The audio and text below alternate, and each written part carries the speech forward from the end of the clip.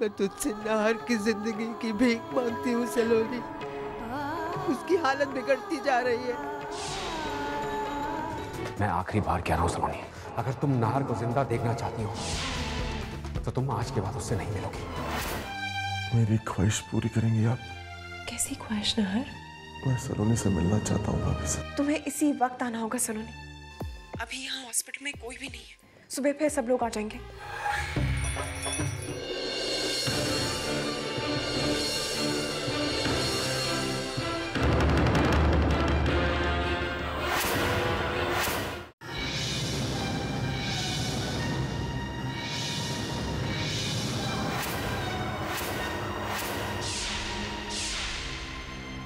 मुझे हैरानी हो रही है सलोनी, मेरे मना करने के बावजूद भी तुम यहां हो।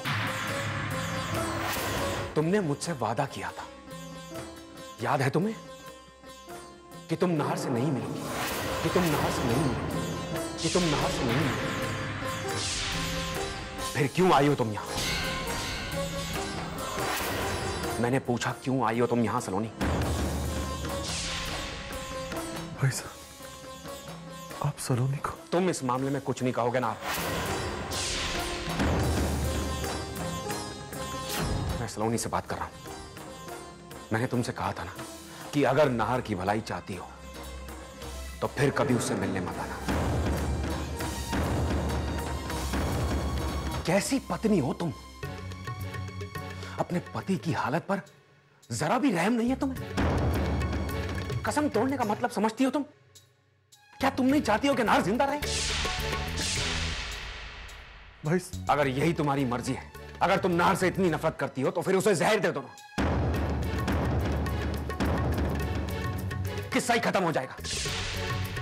हर पल इस तरह तड़पने से तो मौत अच्छी, मौत अच्छी, मौत अच्छी, मौत अच्छी।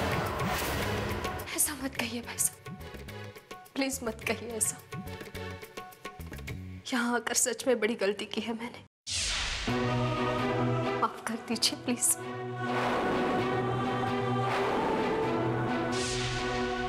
अब नहीं आऊंगी।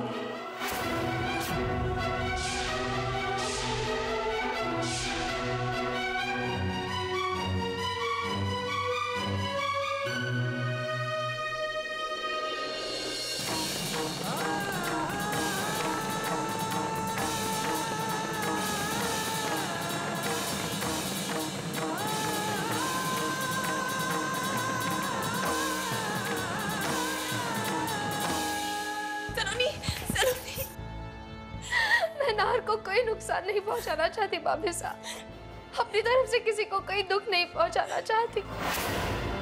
मैं जानती हूँ सलोनी, आज तुम्हारे साथ जो कुछ हुआ उसके लिए मैं ऐसे बता रहा हूँ।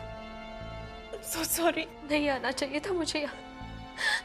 भाई साहब की बात ना मानकर बहुत बड़ी गलती की है मैंने। मुझे उनसे कोई शिकायत नहीं भाभी साहब।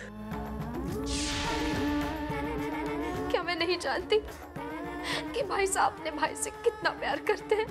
नाहर को इस हाल में देखकर भाई साहब के मन पर क्या गुजर रही हो समझ सकती हूँ, इसलिए नहीं आना चाहती थी मैं, लेकिन अब ऐसी गलती नहीं करूंगी मैं भाभी साहब। नहीं सलोनी, नहीं आऊंगी मैं। नहीं सलोनी, ऐसा मत कहो। कभी नहीं आऊंगी मैं। नहीं सलोनी, प्लीज सलोनी।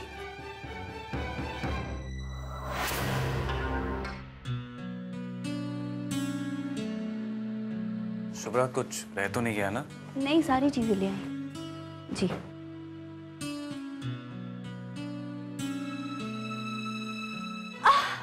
शुभ्रा, शुभ्रा, शुभ्रा, शुभ्रा, शुभ्रा, क्या हुआ शुभ्रा?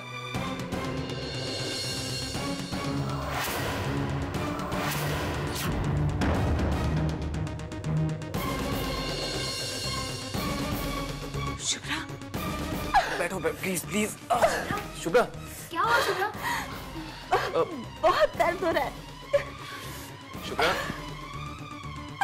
ये लो पानी पी लो।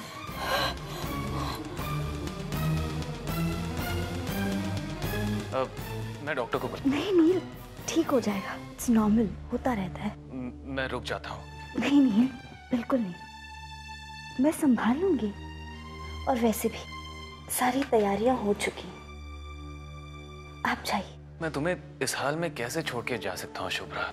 शुभ्रा बिल्कुल ठीक है नील, तुम्हें परेशान होने की कोई जरूरत नहीं। शुभ्रा की फिक्र हर वक्त लगी रहेगी मुझे। सलोनी प्लीज इसका ख्याल रखना। मेरे होते हुए तुम्हें शुभ्रा की चिंता करने की कोई जरूरत नहीं, तुम बेफिक्र होकर जाओ। देखो शुभ्रा की तबीयत ठीक है ना?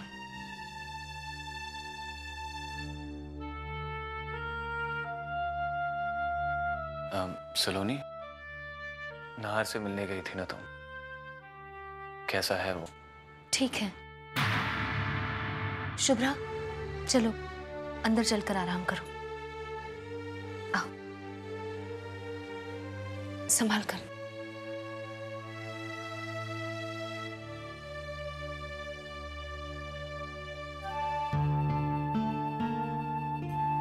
तुम्हारी जबान कुछ कह रही और तुम्हारा चेहरा कुछ और सलोनी।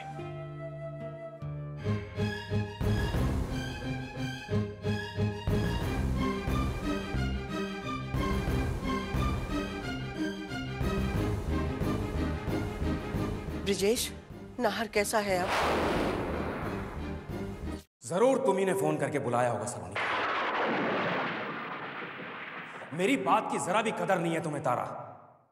जब मैं कह चुका था कि सलोनी नाहर से नहीं मिलेगी, तो फिर वो क्यों और कैसे हॉस्पिटल आई? नाहर का बहुत मन हो रहा था सलोनी से मिलने का। मैंने सोचा अगर वो सलोनी को देखेगा तो he'll feel better। जिस लड़की ने उसे उस हाल में पहुंचाया है, उस लड़की से मिलकर नाहर की तबीयत ठीक हो जाएगी। आप सलोनी के इतने खिलाफ क्यों हो गए हैं?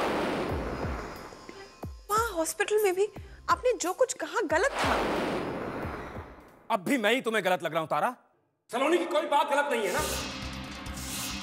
अरे वही तो है सारी मुसीबत की जड़। तो फिर वो हॉस्पिटल में क्यों आई तारा, क्यों? मैं देवा जी की बात नहीं टाल सकी। नाहर तो बचपना कर ही रहा है तारा, उसमें अकल नहीं है, लेकिन तुम तो समझदार हो, और जरूरी नहीं कि नाहर की हर गलत बात में तुम उसका साथ दो। सॉरी तारा, तुम्हें बुरा लगेगा, लेकिन ब्रिजेश सही कह रहा है। नाहर अगर अपने अच्छे बुरे के बारे में सोचने की हालत में होता तो ये सलोनी जैसी लड़की के पीछे पागल ना होता। तुम्हें भी नाहर से कोई तकलीफ हो रही है तारा? उसे किसी तरह का बदला लेना चाहती हो तुम? तो बता दो, मुझे सोचना पड़ेगा, क्योंकि अब मैं किसी की कोई भी ऐसी हरकत बर्दाश्त नहीं करूंगा जिससे मेरे भाई को तकलीफ हो।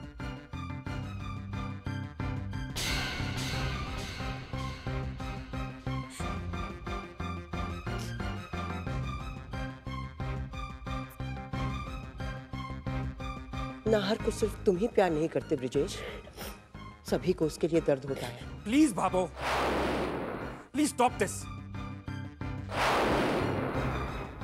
तुम दोनों घर आ गए हो ब्रिजेश, तो अस्पताल में नाहर के साथ कौन है? जूही है उसके पास।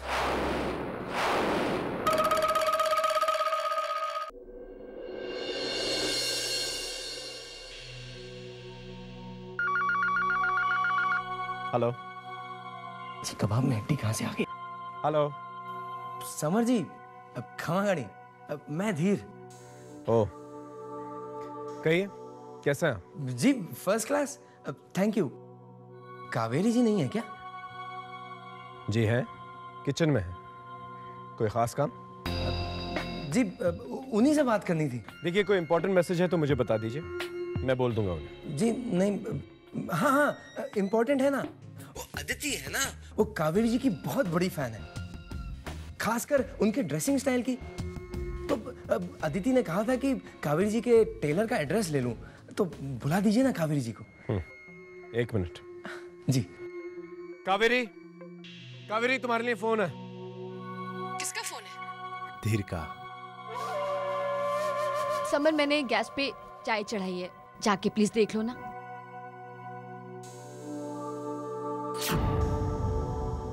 जी कहिए। वैसे सच कहूं तो बहुत इंटेलिजेंट है आप, कसम से। आज कौन सी न्यूज देना चाहते हैं? क्या कावेरी जी, आपने तो मुझे सिर्फ न्यूज चैनल का रिपोर्टर समझ रखा है।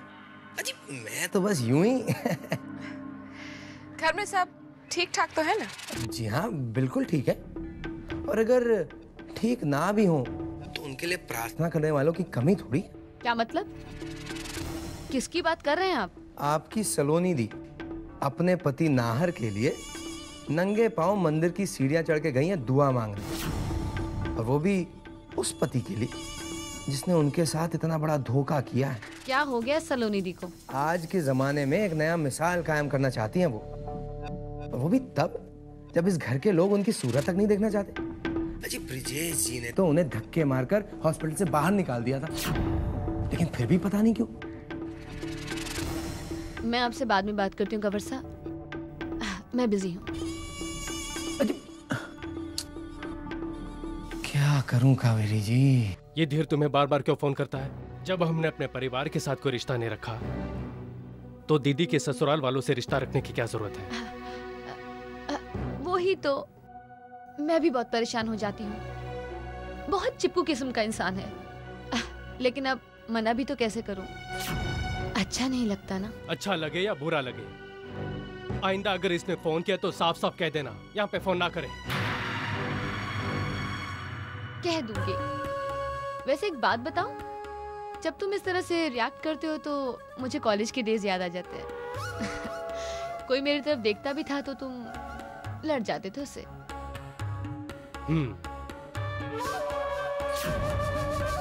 तुम बहुत कच्चे हो पतिदेव, थोड़े से बच्चे हो। अगर इस पपलू को भी अपने पत्तों से निकाल कर फेंक दिया तो फिर उस घर की ब्रेकिंग न्यूज कौन देगा मुझे?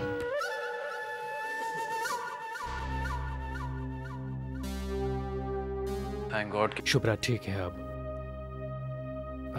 सलोनी, सिर्फ तुम ही उसे संभाल सकती हो। तुम भी ना जरा सी बात में डर जाते हो। जा तो रहा हूं सलोनी, मगर मन यहीं पे लगा रहेगा। जानती हूँ। मुझे यकीन नहीं हो रहा है, पर मैं ये मानने के लिए तैयार नहीं हूं कि नाहर किसी की जान ले सकता है। मन तो मेरा भी नहीं मान रहा नील, लेकिन यकीन ना करने की कोई वजह भी तो नहीं। नाहर ने खुद कहा मुझसे, और वही बात काकीसा ने भी बताई। काश सलोनी मैं उससे पूछ सकता जिसने तुम्हारी जिंदगी में इतने इम्तिहान लिखे हैं कि वो सब ये सब क्यों कर रहा है। वो अपना अपना नसीब है। मैं बहुत खुश हूँ तुम्हें और शुभ्रा को एक साथ खुश देखकर। चलें।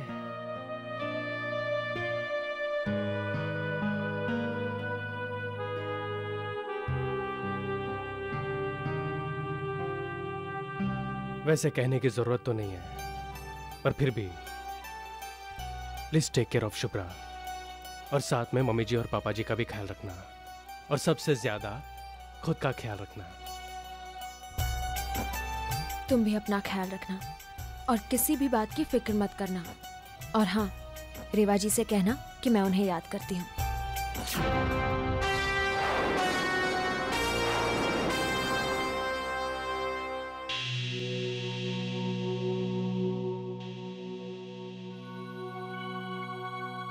मम्मी जी, पापा जी,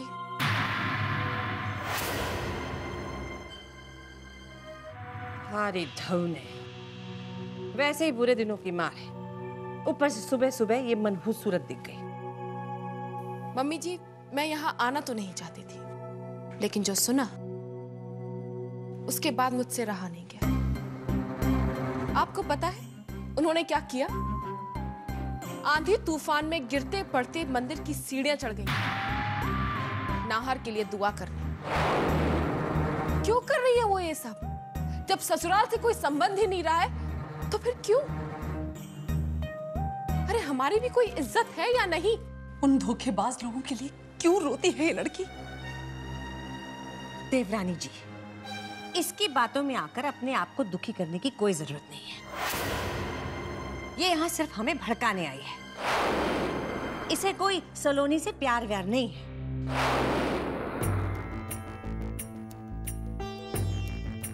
और बहुरानी, हमें सलोनी के बारे में और कुछ नहीं सुनना, खासकर तुम्हारे मुंह से। अब मैं आप लोगों को कैसे यकीन दिलाऊं कि जो सलोनी दी पे बीती है उसका मुझे कितना दुख है? आज नीम के पेड़ से शहद कैसे टपक रहा है बहुरानी? हो गया ना काम तुम्हारा? लगा दी ना आग?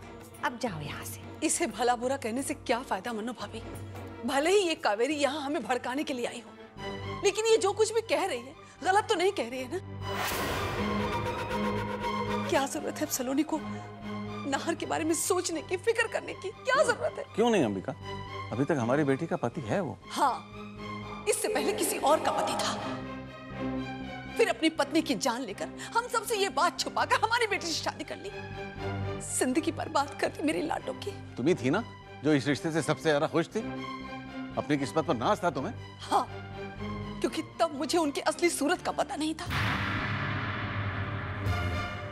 और इधर हमारी बेटी है कि अब भी उनके लिए मरी जा रही है। अरे क्यों नहीं तोड़ देती वो सारा रिश्ता उन लोगों के साथ? मैं खबर लूंगी, मैं पूछूंगी सलोनी से कि कब तक वो इन लोगों के लिए मरती रहेगी, जिन्हें न उसकी इज्जत की परवाह है न उसकी खुशी की।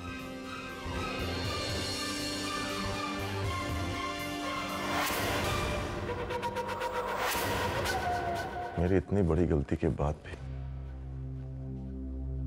आपने ऐसी सजा नहीं दी मुझे। फिर सलोनी तो बेगुनाह है, उसने क्या किया? सलोनी के कारण ही आज मैं अपने भाई को इस हॉस्पिटल के बेड पर इस तरह लाचार देख रहा हूं नार। तुम्हें अपना बच्चा मानता हूं और तुम्हें इस तरह तड़पाने वाले को मैं माफ नहीं कर सकता। और तुमने सोचा कि अगर तुम्हें कुछ हो जाए तो मैं कैसे जीऊंगा? भाई साहब, मैं ये जानते हुए भी कि इस हॉस्पिटल से डिस्चार्ज होने के बाद तुम घर नहीं आओगे, हम सबकी जिंदगी तो खाली हो जाएगी ना। मेरे कारण बहुत दुख उठाया ना आपने। ऐसा मत कहो नार। भाई साहब, एक रिक्वेस्ट, मेरे जेल जाने से पहले एक बार सलोनी से मिलवा दीजिए प्लीज। सलोनी के बिना जीना मुश्किल है मेरे लिए। और कुछ भी मांग लो, लेकिन ये मैं नहीं कर सकता। भाई साहब, फिर कभी कुछ नहीं मांगूंगा। जिंदगी ने मौका दिया तब भी नहीं भाई साहब। आखिरी बार प्लीज सलोनी से मिलवा।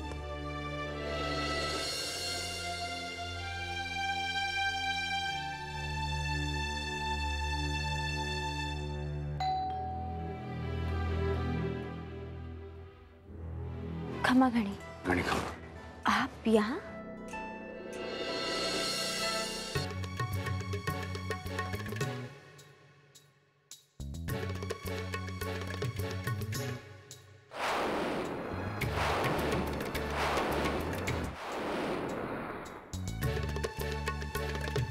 तुम्हें लेने आया हूं सलोनी। भाई की इच्छा के सामने हार कर नार तुमसे मिलना चाहता। ये आप कह रहे हैं भाई साहब? मैंने कहा ना, छोटे भाई की इच्छा ने मजबूर कर दिया मुझे। लेकिन भाई साहब, मैंने आपसे वादा किया था कि मैं अब उनसे मिलने नहीं आऊंगी। मुझसे वादा किया था सलोनी, मेरे कहने पर।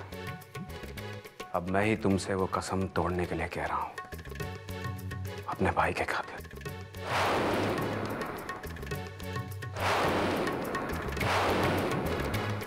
इस तरह मत देखो मुझे सलोनी। मैं अब भी तुम्हें अपने भाई के हाल के लिए दोषी मानता हूं। मैं अब भी तुम्हें अपने भाई के हाल के लिए दोषी मानता हूं। नार से जितना मैं प्यार करता हूं, तुमसे मेरी नाराजगी के मुकाबले वो कहीं ज्यादा है। नार के लिए मैं तुमसे माफी भी मांग सकता हूं।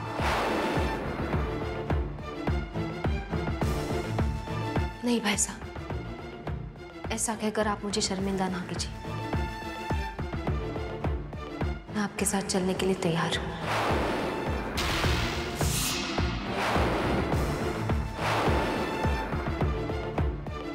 चलिए।